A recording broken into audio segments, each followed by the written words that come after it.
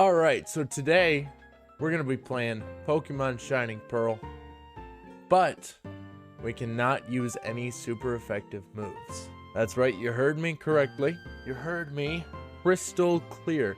We cannot use a single super effective type move. I don't know how difficult this is going to be, but I thought I'd make it a little more interesting. Alright, this is the first time I've booted up the game at all. See how it goes. Not too much to break down here, but let me explain. For those of you who don't know me, my name's Boy Skinny, and I play video games. But video games are just too easy, you know? So I prefer to switch things up a bit. For those of you who don't know how Pokemon works, firstly, welcome. This video is going to make absolutely no sense to you, but hopefully I can explain it in a concise enough way to not bore anyone here and make it so you aren't confused. In short, Pokemon is filled with types assigned to both moves and Pokemon themselves. These types allow for the strategy side of these games. You can use one type to overpower another, so on and so forth, and a good portion of the type advantages are pretty self-explanatory. Water beats fire, fire beats grass. Fairy is super effective against Dragon, but Dragon doesn't do anything to Fairy. Makes total sense, right? But wait, just a minute. Super effective, that's in the title. You would be correct, yes. A move can basically be any of one of the following options. Either neutrally effective, not very effective, not at all effective, or super effective. We can't use the last one. The Pokemon you're fighting is a grass type and you have a fire type move? Well, too bad, you can't use it. You want to fling razor sharp leaves at that water type for extra damage? Well, you can't do that either. There's a lot more to it, but we don't exactly have time to explain it all. Just look at this chart and we'll move on. This is my first experience with the Sinnoh region, but I'm hoping it goes smoothly. I do play this live at twitch.tv/IssyBoySkinny if the whole streaming experience is your thing, but maybe consider following there and subscribing here. It really helps out the channel. Enjoy the video. I'm just gonna go with the blonde dude. We started our journey as any other trainer would, taking just way too long to decide on our look and name. We went with the OG Dawn look and a great choice of name, Istia Grill, and then we proceeded to name our rival Jim Howard. Now that we had set up some self-implemented lore for our world of Pokemon, it was time to watch some TV. Something about a red Gyarados, I don't know, just reminded me of the Hotline Miami title screen. We talked to our mom, ran into Mr. Howard, and headed off to Verity Lake to make a very crucial decision that could make or break this entire challenge. Which starter do we choose? Jim here had the bright idea to walk into the tall grass, which our mom had specifically said not to do, and in a bout of panic, we had to decide on which of these adorable little animals to take from the suitcase. With our best interest in mind, and a preparation beyond comprehension, our camera stopped working? We fiddled with that for a while, but just ended up having to switch to a different look, so yeah. This is what the video looks like now. Deal with it. What do you want me to do? Fix it? I'll have you know I have no idea what I'm doing. I'm not some kind of tech wizard, truly. I have very limited knowledge on this stuff, alright? Oh yeah, and we chose Chimchar and beat the Starly with no trouble at all. After having a run-in with the Pokemon professor, Rowan, and his assistant, Lucas, we were sent back home to talk to our mom. We got the running shoes and set off on our first adventure through the Sinnoh region. We made our way to Sandgem Town, had a chat with Rowan, and began what would end up being our naming scheme for all of our Pokemon journey, starting with Jeremy. We then ran back home to Mommy. She gave us our favorite hat. We bought some Pokeballs and got ourselves our first non-starter Pokemon, Lily the Starly and Harry the Bidoof. And even after all that, Lucas still took us for a dummy and showed us how to catch a Pokemon. I'm not a dummy, okay? Okay, I stand corrected. We went through, fought all the small children and their weak Pokemon, leveled up our team a bit, and arrived in Jubilife City, home of the Pokemon Trainer School, a map of the region, and 2 Abras who both knew Charge Beam for some reason that I cannot figure out for the life of me. Shortly after receiving a watch from a stranger, we were greeted with our very first battle against Jay Howie. Total pushover. All he had was a Starly and Piplup who, hot take, but Piplup has an abnormally large head, I feel. Let me know your thoughts. I want to know everyone's opinion on Airhead's commercial Piplup. It was an easy sweep, and so we moved on, catching Terry the Shinx and Henry the Abra before having an impromptu performance from my girlfriend Gabby while I shaved away my stupidly long facial hair. Alright guys, hello. I don't want to be here any more than you want me here. Following my return, we entered the Orbur Gate, caught a Geodude and named him Barry, and proceeded out the other end to find Rourke, the city's gym leader, in order to obtain the Coal Badge. Like fill out my Pokédex. Now the thing with this gym is that it's rock type. In a casual playthrough, we probably would have chosen either the water or the grass type starters so we could absolutely destroy every last one of these trainers, but this time was different. We had 6 Pokemon, a full team. 3 of them were less than effective and lacked a weakness to rock. 2 were in fact weak to rock, and the remaining one, having no attacking moves, was not helpful at all. But we were determined to persevere. We entered the gym, our 6 friends at our belt, with no clue of what was to come. Our first opponent, youngster Jonathan, stepped up to the plate with only a Geodude. Now, you might be thinking, easy sweep. But unfortunately, we were not the ones sweeping today. Jonathan proceeded to annihilate our team of 6 with no problem using his single Pokemon.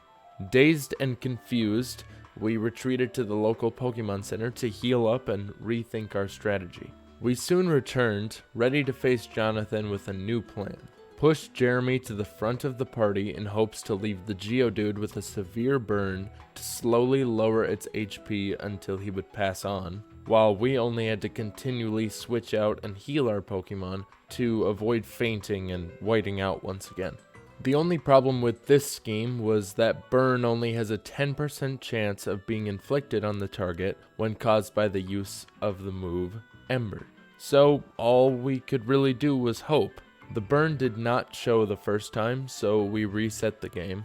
The second time, we accidentally sent out Barry first, so after getting hit with rollout and fainting, we reset once again. On the third attempt, the normal idea was in play. Jeremy passed on after a couple hits with no successful burn, but a decent amount of damage was done, so we continued on. After this substantial HP decrease, we sent out Barry, then Harry, and finally Terry, before suddenly developing a new strategy on the fly. If we were to lower the Geodude's defense enough, we could do pretty good damage with attacks that usually do next to nothing. And so Terry sacrificed his life in order to get a total of 7 Leers off before being taken down with the dreaded rollout. Lily then swooped in, taking out the first threat of the Orbur City Gym after 22 minutes of struggle. Yes, okay, we killed it. We actually killed it, and that's his only Pokemon. The only downside is that 4 out of our 6 Pokemon are all dead, so... Moving forward, our team of misfits took on youngster Darius, taking him out with just about as much challenge as it was to just walk up to him. Terry started off with Leer after Leer, making it really easy for Jeremy to take out the trainer's Geodude. Our team gained some experience, allowing for Barry to learn a very important move, just in time for the Onix that followed, Rollout. The attack that we had been losing to for the past half hour was finally in our possession, and let me tell you, it felt good. With little to no resistance, Barry cut through the opposing Onix like frozen butter that had been out on the counter for not quite an hour, but just long enough so that the outside is pretty soft, but the inside is still halfway between soft and rock solid. You know what I mean. And that was Darius, done and over with. With only the gym leader Rourke remaining, we recovered at the Pokemon Center and returned with fury in our eyes and a fire in our hearts, ready to achieve greatness. As the gym leader, I need to see your potential as a trainer, and I'll need to see the toughness of the Pokemon that battle with you. Gotcha. The battle began as the previous had. A Geodude to open for the enemy, and Terry to open for us. After only 4 defense drops, Terry was taken down by Rollout, and so we moved on to Barry. Using Rollout ourselves, we took out the Geodude in 3 hits, but we were left with only 3 HP. We swapped out for Harry in order to heal Barry, resulting in his noble sacrifice. But it was worth the swap. Barry came back in more ready than ever and used Rollout once again. The battle raged on, both sides healing intermittently, but as expected, Barry emerged victorious, and we were on to Rourke's final Pokemon, Cranidos. Our new opponent being only a rock type, I thought Barry to be best fit for the job, so I allowed him to stay in battle. The move was to, as always, use Rollout, but Cranidos had other plans. Before we could even get a single hit on him, he used Bulldoze, a ground type move, and took out Barry with 1 shot. The remaining members of our team were no different, all of them dropping like flies until we were forced to reset. Disheartened, but still determined, we re-entered the gym and immediately had a rematch with the gym's leader. The fight was just about the same as before. Terry used Leer till fainting. Barry came in to use Rollout, but this time the Rollout actually carried over to the fight with Onyx, taking him out in only 2 hits. And so, only Cranidos remained. We prayed to the RNG gods, hoping for a good fight. And then, this happened. Alright. He's probably, okay, he's using Leer. That's fine. We're gonna get as many rollouts in as we possibly can. Okay, that's actually good. That's actually good. He's using Leer again? Bro, this is big. Bro. No way, not yet. Not giving up. He's probably gonna use a potion. Nope, he's not. Bro, that's the gym. That's the gym right there. Please hit this rollout.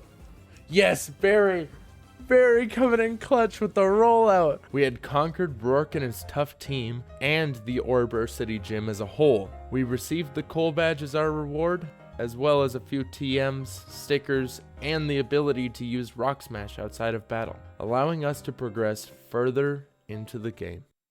That was impressive, I gotta say. I'm impressed with myself.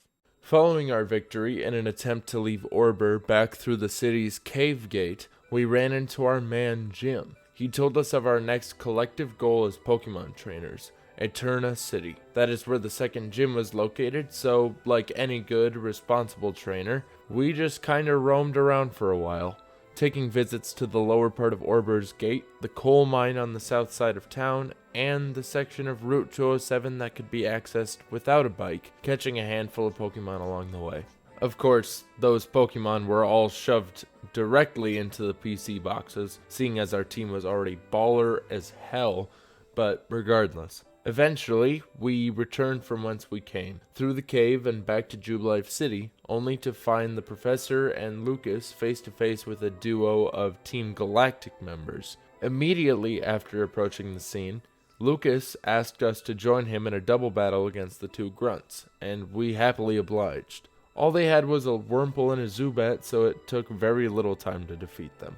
After the battle, some random blonde lady made her way over to us, calling herself Bebe and letting us know in the most vague way possible that she runs the PC system here, allowing us to access it anywhere we wished from that point forward. She walked away and we continued onto Route 204, fought a couple easy trainers, and both Jeremy and Lily evolved. Well, Jeremy did at least.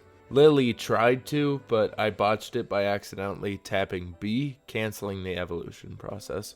We went on a quick jaunt through a cave, snatching a TM in the process, and emerged on the other side, greeted with more trainers, one of which was a double battle with a pair of twins whose names sound oddly familiar. Following our arrival, we made our way into the Pokemon Center, healed up, and then found ourselves in the downstairs area with access to the Union Room, the multiplayer area of the game. So we power walked right back up them stairs, cause I ain't got no friends. You think I'm social or something?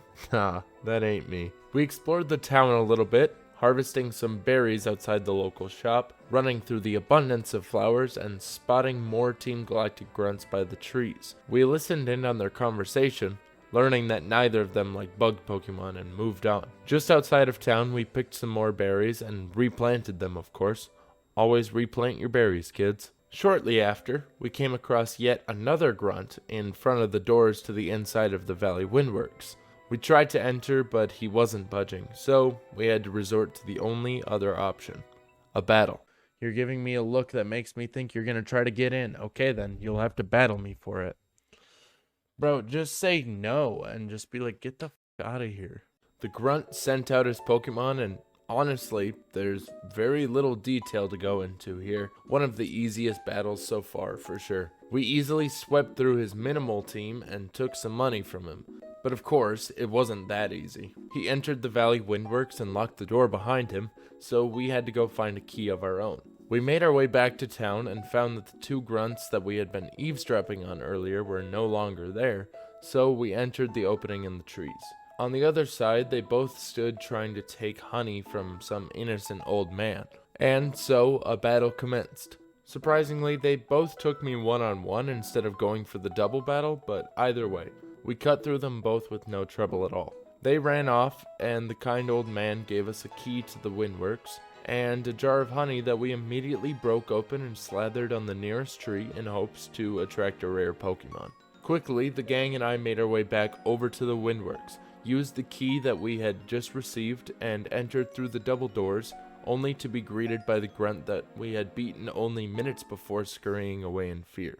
There were a total of 3 battles in this area, 2 grunts, and the commander, Mars. With the help of the first 2 grunt battles, we were able to evolve both Terry and Harry, now having a total of 4 evolved Pokemon on our team. But Mars was really no help. She wasn't exactly the most difficult threat to take down, but she did do some decent damage to a few of our party members, so I'll give her that much. All of the galactic members fled the scene, and the scientist that they were holding hostage was reunited with his daughter. The kid called her dad Stinky, which was honestly quite endearing, but she also mentioned a balloon Pokemon? Not entirely sure what that could have been. That's ominous, and I don't like it. At this point, the end of our first day with Shining Pearl was coming to a close. In our final 20 minutes or so, we caught a Buizel and named him Perry, swapping him out for Harry. Where do you want to send Perry? I want to add him to the party.